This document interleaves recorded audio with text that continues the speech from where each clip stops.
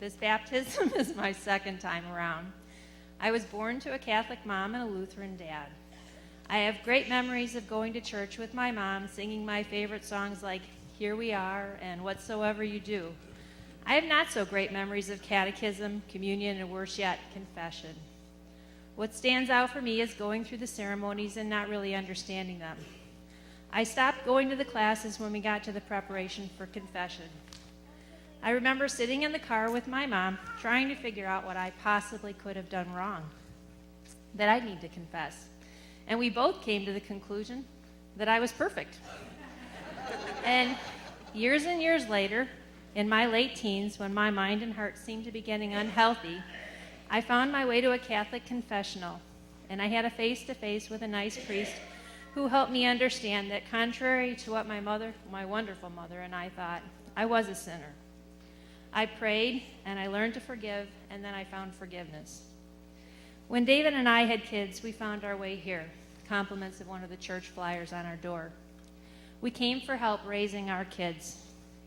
We also began to work on our personal relationship with Jesus Christ. We struggled with many issues at different times.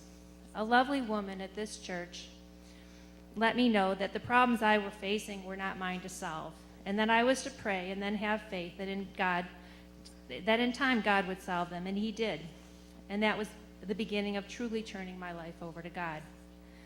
With him in control, I have enjoyed having a life full of blessings, great kids, jobs that provided loving, supportive family, and a wonderful husband.